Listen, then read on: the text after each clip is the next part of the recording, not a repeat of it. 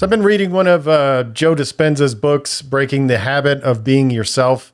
And in the book, he makes an argument for being able to change character traits or things about yourself that, like, you might think that you're sort of hardwired. Like, I'm naturally messy, I'm naturally stressed out, I'm not confident, or these kind of things. And so a lot of times we tend to think that those are just inherent parts of who we are and they're not changeable. And so in this book, he talks about how those things are changeable.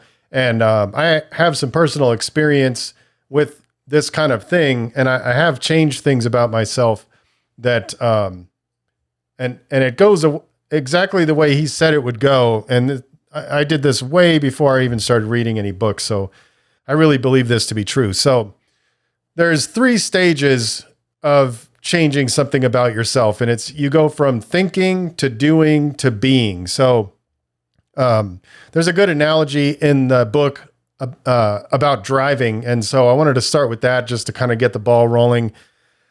So when you're, a teenager and you decide you're going to get your driver's license, you start the first phase of thinking. So you start thinking about driving, you start learning about driving. When I was a teenager, you went to the DMV and you got a little book. I'm assuming it's probably all online now, but either way, I would imagine that it's the same. So you start thinking, you start learning, you're reading the material, you're learning about the rules of the road and all this kind of shit. And then you start to move into the second phase, which is doing. So you start driving. And anybody that has done this, I know a lot of people don't drive, but anybody that has done it, you probably remember that you had to think about every single thing that you did while you were learning that. So even things down to like putting the key in the ignition, you had to look down to see where the thing was to get the key in there. You really had to look at the gear shifter or whatever the fuck to put it in the right gear. And while you were driving, you were pretty much just completely focused on what's going on around you. And so you're doing, but you're also thinking a great deal. So your conscious mind is really running the show at that point. So you're in the doing phase. The more you stay in the doing phase, the more your subconscious mind starts learning how all of that shit works. So now, if you've been driving for a long time, you don't have to look to where the key goes in the ignition. It's like muscle memory. You know exactly where it is. You probably don't have to look to see if you're getting into reverse or into drive or whatever. You've done it so many times that it's your subconscious mind knows exactly what to do. And the same thing goes for, we've all had those kind of trips where maybe you go to work, 5 days a week or every day or whatever, and you take a similar route. And you've had those trips where you get to work and you're like, man, I don't even really remember driving. And in some cases, it might seem like a little bit stressful, like, whoa, was I even paying attention? But the reality is like you've done it so many times that your subconscious knows what to do. So your conscious mind is pretty much free to think about anything else. So I can't remember exactly, when I was 16 or 15 or whatever, and I started learning how to drive. So I don't remember exactly what that's like, but I would imagine that your conscious mind is pretty much focused on the task at hand. You're not free to think about all these other things, but as you've been driving for a long time, like you do a whole lot of thinking when you're driving because your subconscious mind is doing the task for you. So you've gone from thinking about driving to doing the driving, and now you've become a driver, and you're pretty much like locked in. And so the same thing can be done if you want to change a trait about your personality. And so I have a couple that I changed about myself many years ago, and I'm still doing this to this day. I'm still doing similar things like trying to better myself and all this kind of stuff. And so the first one is when I was growing up, I was not confident at all. And I don't remember exactly when I started doing this, but I would imagine it was roughly around the time when I was getting into graffiti. So I was a teenager, maybe 16, 17. And I was around people that appeared to be confident because the graffiti scene is, there's a lot of ego and there's a lot of this kind of thing. So like I was around people that seemed very confident. I don't know if they really were. or if they were just projecting that, but that was the impression that I got. And so I wanted to be like that, but I wasn't on the inside. So what I ended up doing was pretty much the stages. And so I was thinking about, man, I want to be more confident. What do I need to do to be more confident? And I'm seeing all these people around me, and I start to pick up on how they behave and sort of different things that they do, and started trying to do things that a confident person would do and behave in that way. And so a lot of it was kind of fake because I didn't know what was going on. And I remember in my 20s, I went to college kind of late. And by the time I got to college, I was 25. And by that time, like, I was still working on it, but I was pretty far into the doing stage. The problem is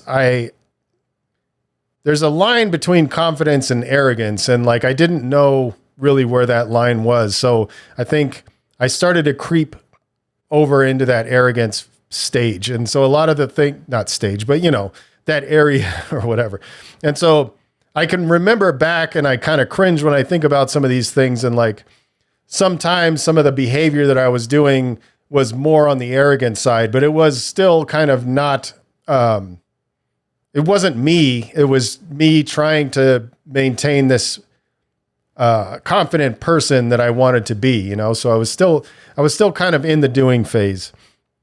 And then I learned about humility, and like, I don't want to get too far into the confidence thing, but like, you start to learn, like, you can be confident and humble and all this kind of thing. So eventually I started to figure it out, and I started to dial back the sort of arrogance, ego type shit, and lean more into the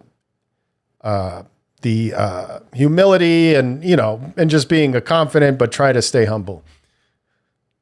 Fast forward to now, I'm very confident. Like, I don't have to think about it. I'm not faking it. I just am a confident person. I believe in myself. I believe in what I can do, but I'm also humble enough to know that I don't know everything. And so I feel like I'm in the place that I always wanted to be. And I've been here for quite a while. So, had I not consciously taken those steps, I don't think that I would be a confident person right now. So another thing that I changed about myself, and this was a little later, is I used to be very angry, and I would get mad every single day, multiple times a day, just about dumb shit. And it was the kind of anger that would have like a physical, like, I wasn't a violent person, but it would have a physical feeling like in my chest.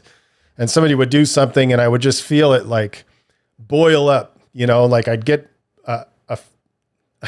I don't even know how to describe it, but it was like a literal feeling like my body was doing something, and so I would get really mad. And, I wasn't a pleasant person to be around. I was very, what's the word? Defensive. I was defensive. I was reactive. If somebody got me mad, I didn't have very good control over that. And it still comes out from time to time. Like, I can remember the last time that it happened was like a couple of months ago, and it was over something so stupid. Like, Jesse came home with a puppy, and I was having a hard time adjusting to, like, I'm a dog lover, and so I love all dogs, but like, puppies do all this shit that, like, just, I'm more of an old dog kind of guy, so he did something, and like, he was thrashing around, and he bumped into my computer and like completely bent this cable. And it was like a special kind of cable that goes into a special hard drive, and I only had one, and it broke it. And so I had all this work to do, and all of the work was on that hard drive. So I had no way to access it. It was like 8:00 at night. So I'm like, immediately just got really pissed off, because I'm like, the fuck, I got to do all my work and everything. And so I found a place that was open that had the cable, and I had to drive like a half hour to go get it.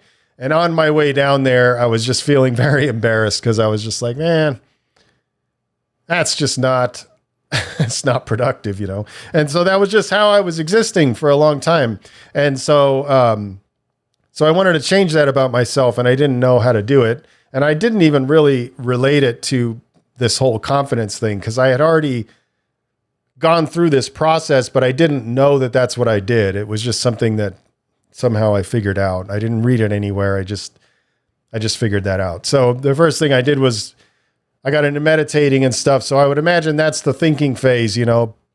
I'm sitting there meditating and trying to learn how to control my mind. And so I'm thinking about not being angry. And I think I read or listened to an audiobook back then. I don't remember for sure, but I started, you know, the thinking process of how to do that. And then I started just trying to force myself to do the things that like a chill person would do. You know, like I always wanted to be somebody that was unaffected by things that normally would make me mad. And I still want to be that person. Like I feel like I have it down pretty good, but I mean, it's still, like I said, I fail and things happen, you know. Again, I'm not violent. I don't want people to think I'm like beating on people and shit. I don't do that, but like I'll break some of my own shit, you know, like I'll do something stupid like that. It's been a while since I did that too. But anyway, so I went into the doing phase. I started trying to, you know, do things that a chill person would do and not get angry about things. And so even when I would get mad, I would identify that I'm mad and it'd be like, okay, I have to like not let my outside person reflect what I'm feeling inside. So that was kind of like what I would try to do. And I still find myself doing that. Sometimes I'll get pissed and I'll just be like, all right, just on the outside, just project like you're super cool with it. But even if you're mad on the inside. So I was trying to do that. And so I think I've gotten there for the most part. And I don't know if I'll ever fully get there. I mean, I don't think it's realistic to never get mad. I don't think. I mean, maybe some people will disagree, but I feel like I've gotten there pretty well. And so those are the ones that I can remember. I'm sure there's things that I've changed about myself. There was something, a couple other things before I get out of here, but like I had already written this outline and I was kind of ready to go. And I was listening to Alex Hormozy's podcast. And if you're not familiar with him, he owns a company called acquisition.com and they buy into companies and help them grow. And so they only do like a small amount of companies, but when they do get involved with those people's companies, they tend to grow very rapidly.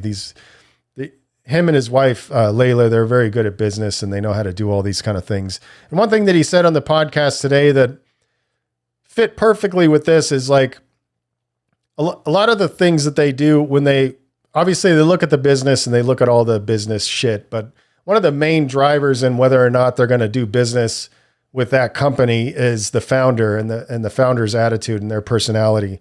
And so he said something interesting. And he said that, if a founder kind of takes this stance, like, well, I'm just this kind of person. And, as if like, I was born this way and this is just how it's going to be. He immediately identifies that person is not going to be coachable and it's going to be really hard to teach them anything. And so they generally don't do business with companies where the founder is like that. And so in life, if you have these kind of personality traits that you don't like or that are holding you back, I can't say that it will, but I mean, I believe wholeheartedly that you can change just about anything about yourself. I mean, obviously I couldn't get taller if I wanted to, you know, like we don't need to get into that, but like basic personality traits, a lot of those are behaviors that we've created that are habits now. So like I have a habit of stressing out about the future and I've created that habit and I'm trying to break that. And like, that's not something that's inherent, you know, it's not hardwired into my DNA or anything like that. It's just a habit of thinking that I've created over many, many years, probably since I was a kid when I saw my parents struggling financially or getting their cars repoed and shit like that. I've probably created the habit of worrying about things because that's what I saw around me. And I saw these kind of things happening. So it's harder to break that habit, but I can do it if I tried. I mean, I am trying, but I mean, it's probably just going to be harder, you know, it's just going to take longer. And last thing, like I don't have really, there's not enough, it doesn't bother me enough to change it, but like, I'm a pretty messy person. I'm looking at my desk and it's really messy. So like, if at some point, if that bothered me enough, I know exactly what I would do to fix that. I would start modeling the behavior of somebody that is organized. And I happen to live with somebody, Jesse's very organized. So I could just start modeling her behavior. And then over time, that would become habit. And I would eventually not be a messy person anymore. Maybe I should do that. I mean, it's just doesn't bother me enough right now. But so anyway, to just a quick recap, if you have something you don't like about yourself, there's 3 stages. You go from thinking to doing to being. So if there's something you don't like about yourself, like, let's say you're not confident and you wanted to do that, you would start by thinking about it, and then you would start modeling the behavior of somebody that you feel like is confident or doing the things that somebody confident would do. And over time, you'll create the habit of thinking and being that way. And then you will become a confident person, or whatever it is, a clean person, or put on anything you want. I would say start small. Don't try to rehaul everything. Cause like if I wanted to be a clean, orderly person, I wouldn't start with reorganizing my entire life. I would probably start like with my desk and say, okay, I'm going to make it a rule that I keep my desk clean. And that's my main priority. Over time, you'll start forming those habits, and then that stuff will spread into other things. Like I won't have all this shit all over the place in my office here. So if I wanted to do that, and maybe I will as an experiment, but I just don't feel like doing it right now. So anyway, I appreciate you for listening. And I've been meaning to try to put this call to action out there. And I don't know, it just feels weird to me. But if you find any value in this show at all, and you like the information, and you feel like anybody that you know could possibly benefit from it, I would really appreciate if you shared it. My understanding is there's no real other way to grow a podcast other than people sharing it. So if I'm doing a decent job and you like the information that I'm putting out here, maybe throw it up on your stories or send it to somebody. Really appreciate it. And it would be super helpful. So, all right, I'm going to get out of here. Appreciate you guys, and I will see you next time.